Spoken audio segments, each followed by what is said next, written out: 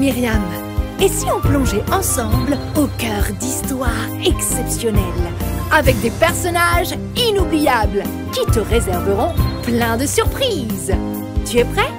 Alors... et laisse-toi emporter.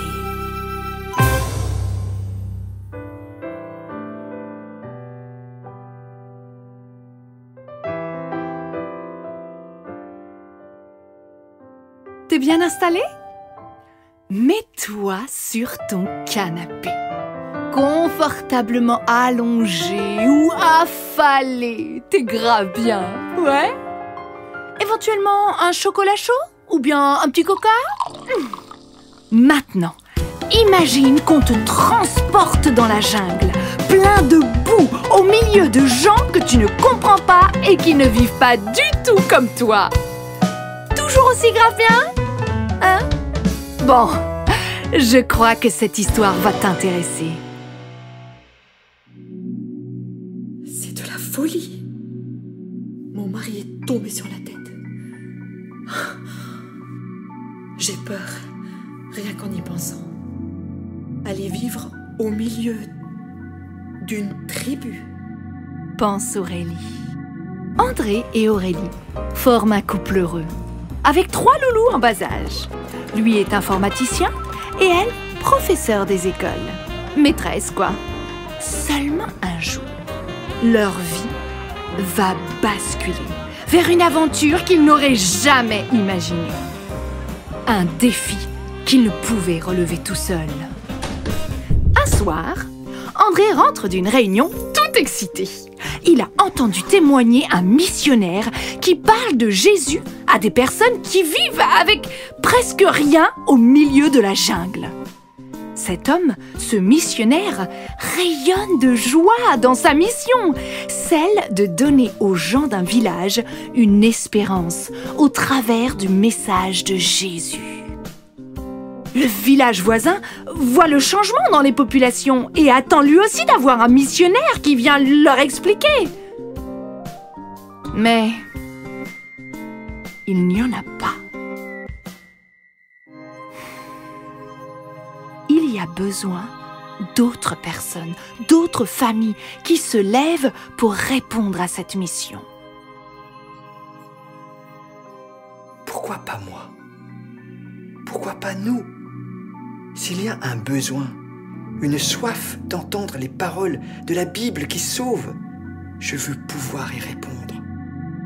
Pense André. Mais comme vous l'avez entendu, Aurélie n'a pas accueilli cette proposition avec grande joie, mais plutôt grande crainte. Aurélie, comme André, ont l'habitude de prier quand une décision est à prendre.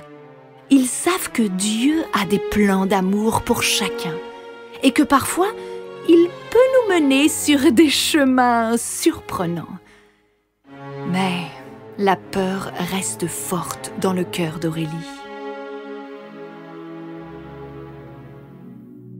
Comment ne pas être inquiète en permanence en vivant dans la jungle, au milieu d'une tribu totalement inconnue? Je ne vais jamais pouvoir me sentir en sécurité. Pense Aurélie. Au moins ici, en France, où ils vivent dans un certain confort et une vie bien organisée, ils sont bien plus protégés. Enfin, c'est ce qu'ils croyaient. Allez, je rentre. Les enfants vont bientôt avoir faim. Pense Aurélie. Les enfants sont dans la poussette. Il ne reste plus qu'à traverser pour arriver presque chez soi.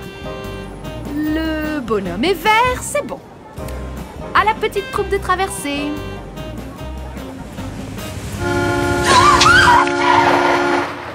Aurélie s'arrête brutalement.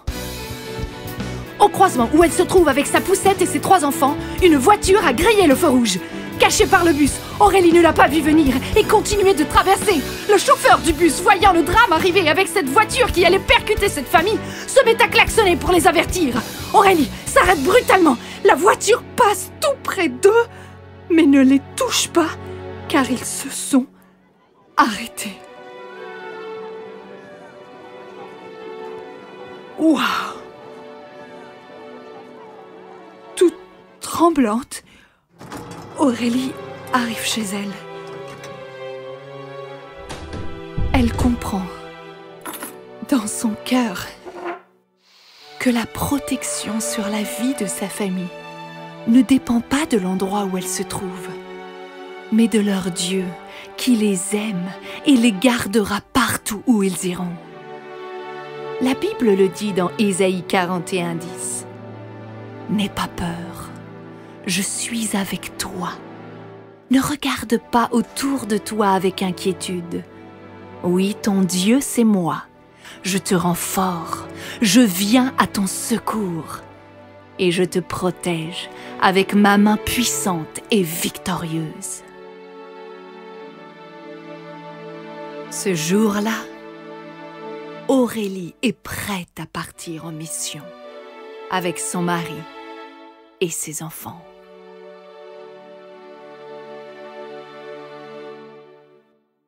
Youhou! Direction la jungle! Les animaux sauvages, les contrées lointaines, Mowgli et Baloo! C'est pas du tout ça! Bon, déjà, on change de musique. On n'est pas dans un film, là. C'est la réalité. C'est une histoire vraie que je raconte. Comment s'y prendre? Par où commencer? Pense André. Le couple mûrit les choses pendant 1 an. Ils auront d'ailleurs un 4e enfant dans cette période. Confirmés dans cet appel et soutenus par leur église, ils partent alors en Angleterre, suivre une formation de 3 ans. Là-bas, ils apprennent comment rentrer en contact avec des personnes qui ne parlent pas leur langue. Dans cette école missionnaire, ils prient énormément. La famille se prépare à transmettre le plus grand message d'amour aux tribus les plus reculées. Et puis, le grand jour arrive. La famille au complet s'envole vers la Papouasie. Tu connais? La Papouasie est située en Mélanésie. C'est dans le sud-ouest de l'océan Pacifique, à l'est de l'Indonésie et au nord de l'Australie. Bon bref, c'est hyper loin de la France. Une fois arrivés en Papouasie, André et Aurélie, avec leurs enfants, habitent pour quelques mois au centre missionnaire de la ville la plus proche de la jungle. La plus proche, c'est-à-dire à 2 jours de pirogue à moteur, plus une demi-journée en camion pour faire 150 kilomètres. Durant ce temps, toute la famille étudie le pidgin mélanésien. Non, ce n'est pas du chinois. C'est une sorte de créole, une langue de base mais très restreinte. Pour te donner une idée, la langue française contient entre 60 000 et 100 000 mots. On a de quoi raconter plein de choses en détail. Eh bien, le pidgin mélanésien ne contient que quelques centaines de mots, même pas 1000. Donc, difficile d'être précis. Quand on parle pidgin, c'est beaucoup d'à peu près. André visite avec un autre missionnaire différents villages. Ils vont à la rencontre des Papous. Oui, c'est comme ça qu'on appelle les habitants de la Papouasie, les Papous. Aurélie et André cherchent à voir où ils vont s'installer et démarrer cette nouvelle vie.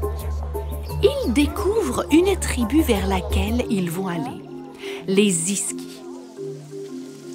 Mais tous leurs villages sont au bord d'un fleuve qui, chaque année, à la saison des pluies, déborde et inonde toutes les maisons. Oh! N'aie pas peur. Je suis avec toi. Ne regarde pas autour de toi avec inquiétude. Oui, ton Dieu, c'est moi. Je te rends fort. Je viens à ton secours. Pense Aurélie.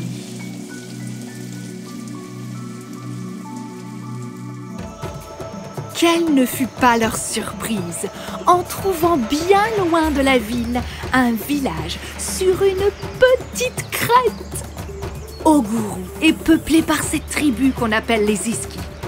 Et c'est le seul village qui n'est pas inondé en saison des pluies.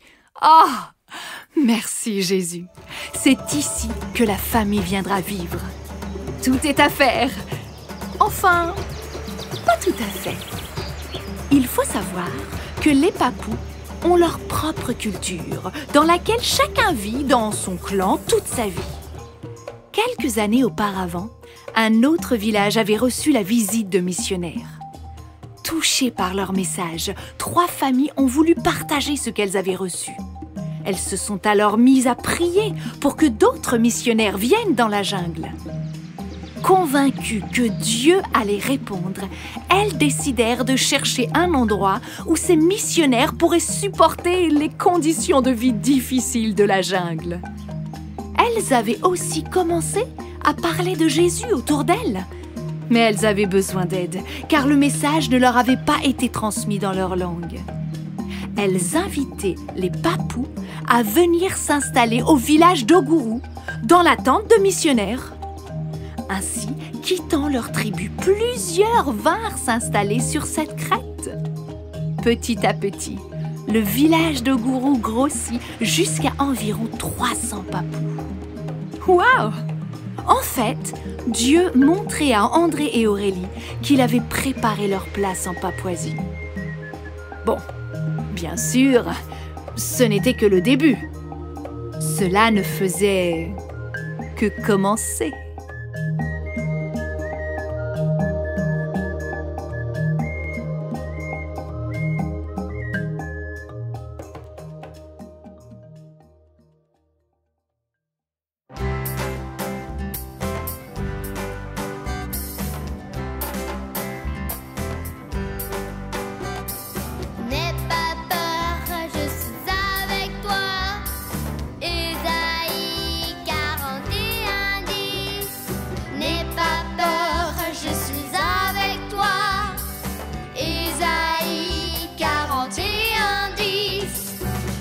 Regarde pas autour de toi avec inquiétude. Oui, ton Dieu, c'est moi, je te rends fort. Je viens à ton secours. N'aie pas peur, je suis avec toi. Ésaïe 41:10. N'aie pas peur, je suis avec toi. Ésaïe 41:10. Et je te protège avec ma main. Puissante et victorieuse. Oui, ton Dieu, c'est moi, je te rends fort. Je viens à ton secours. N'aie pas peur, je suis avec toi. Ésaïe 41:10. N'aie pas peur, je suis avec toi. Ésaïe 41:10. N'aie pas peur, je suis avec toi. Ésaïe 41:10. N'aie pas peur, je suis avec toi. Ésaïe 41:10.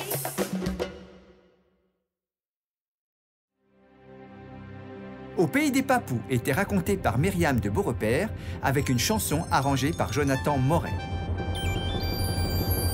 Pour découvrir d'autres histoires, n'hésite pas à t'abonner sur ta plateforme d'écoute préférée, liker l'épisode et nous mettre un max d'étoiles. Suis-nous également sur Facebook, Instagram ou sur notre site internet www.mettesecoutsdecoeur.com. Et surtout, tu peux parler de notre podcast à tes amis. Rendez-vous dans 15 jours. La vie est bien plus sympa quand tu... Et tes écoutes de cœur.